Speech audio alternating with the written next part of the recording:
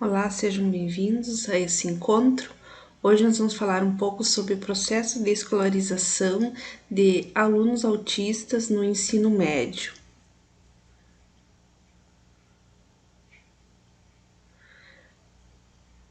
Priorizar ações que fomentem ações de inclusão social dos portadores de autismo deve ser um propósito bem definido e envolver não só a família, como também a escola.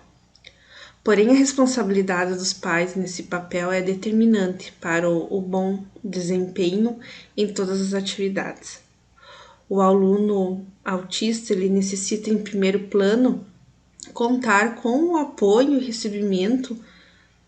receber o acolhimento de seus familiares. Esse aspecto é essencial, pois a família precisa ser bem orientada para conseguir defender os direitos de seu filho com autismo. Tais fatores possibilitam o desenvolvimento, influenciam o aprendizado e facilitam a inclusão social. Lembrando que todas as crianças, jovens e adultos diagnosticados com autismo usufruem, por lei, da igualdade de direitos e dignidade garantidos a todas as pessoas. Crianças que recebem tratamento adequado conseguem desenvolver diversas habilidades fundamentais e necessárias ao processo de reabilitação. Porém, os pais precisam estar atentos a essa necessidade e buscar ajuda. Nas aulas anteriores, nós vimos os processos educacionais relativos a crianças, essas crianças que estão na educação infantil, as crianças que estão no ensino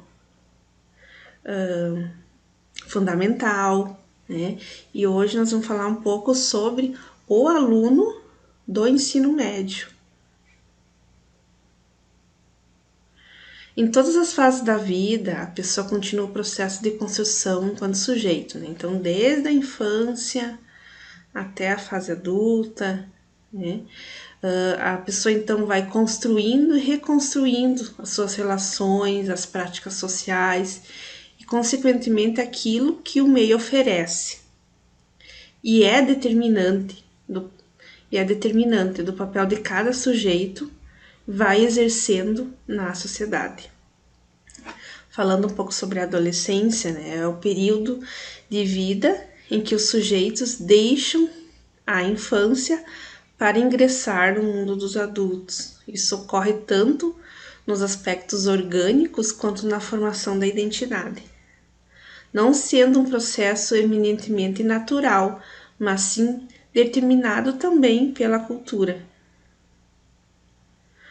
No caso dos adolescentes autistas ou com desenvolvimento atrelado a alguma deficiência, a passagem da infância para a adolescência, ela pode ser atribulada ou ainda não ocorrer de maneira efetiva, permanecendo eles sempre na condição de crianças. Isso de acordo também com o grau do autismo e também como essa criança ela é estimulada, como que é realizadas as atividades, tanto no âmbito escolar, como no contexto familiar dela. Então, tudo isso contribui, né?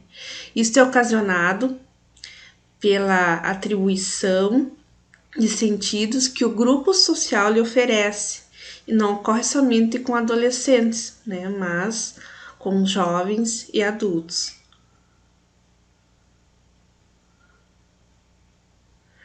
Portanto, os sujeitos autistas podem vivenciar experiências sociais restritas e pouco intensas, relacionando-se apenas com um núcleo familiar próximo, pessoas de escola especial, terapeuta, o que pode influenciar no desenvolvimento dos sujeitos e acentuar as suas dificuldades.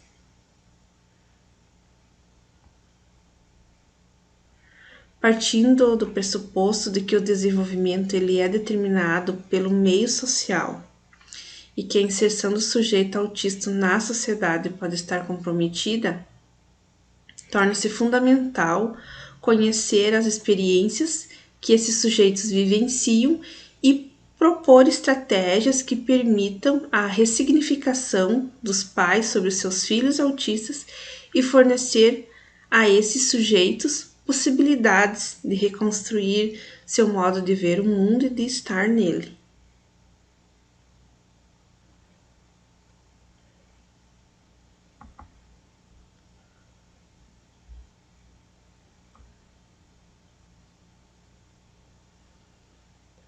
Com a Lei Berenice Piana, relembrando um pouco sobre os direitos, né, das pessoas autistas, essa lei que foi instituída em 2012 definiu a Política Nacional de Proteção dos Direitos da Pessoa com Transtorno do Espectro Autista e ficou assegurado o acesso a ações e serviços de saúde. Da mesma forma, a pessoa com autismo tem assegurado o acesso à educação e ao ensino profissionalizante, à moradia, ao mercado de trabalho e à previdência e assistência social.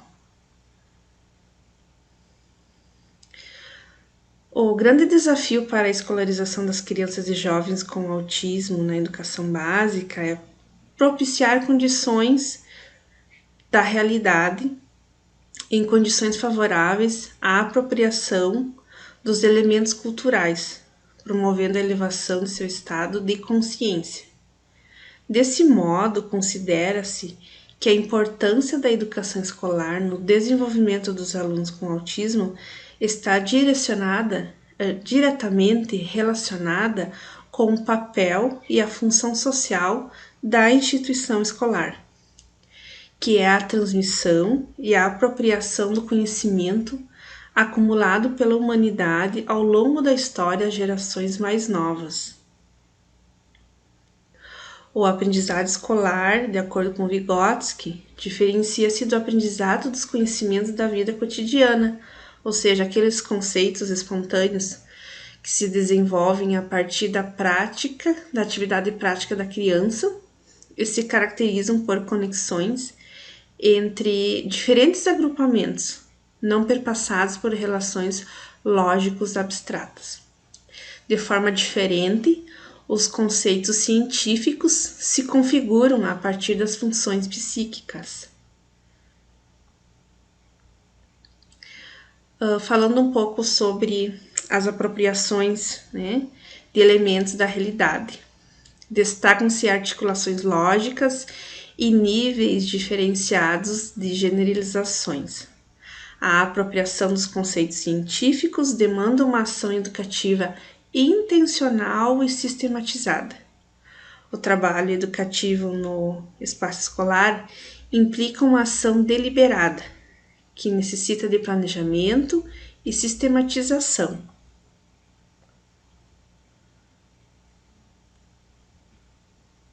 De acordo com Saviani, quando indica que o objeto da educação diz respeito, de um lado, à identificação dos elementos culturais que precisam ser assimilados pelos indivíduos da espécie humana para que eles se tornem humanos, e de outro lado, e concomitantemente, a descoberta das formas mais adequadas para atingir esse objetivo.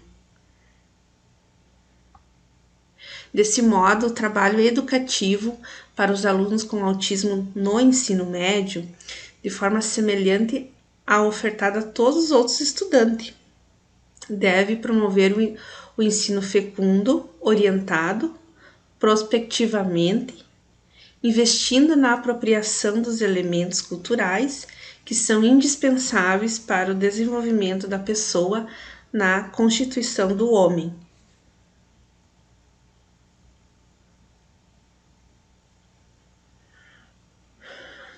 Desse modo, Padilha indica que pela instrução escolar, com as atividades intencionais, organizadas e sistematizadas, o que é externo ao indivíduo torna-se parte de sua constituição cultural.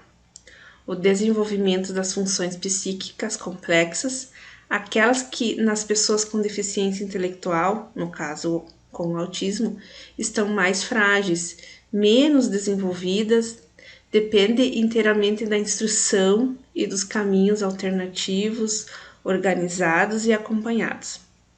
O desenvolvimento das capacidades cognitivas que possibilitam o pensamento mais avançado e mais complexo ocorre justamente na aprendizagem dos conteúdos.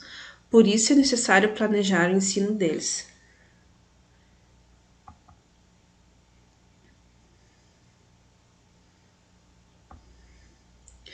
Promover esse ensino fecundo para os alunos com autismo no ensino médio diz respeito à identificação dos conceitos, dos conteúdos fundamentais que precisam ser apropriados por esses estudantes nessa etapa da educação básica, bem como a promoção, caminhos alternativos e das vias colaterais para o ensino, para o processo de ensino, de modo a ampliar as possibilidades de aprendizagem e desenvolvimento. As adaptações curriculares e os modos como os conteúdos são transmitidos devem ter como foco o ensino dos conhecimentos escolares para que os alunos com autismo se apropriem dos instrumentos culturais e domínios, promovendo a elevação dos níveis de consciência num pensar sobre a realidade para nela poder intervir voluntariamente.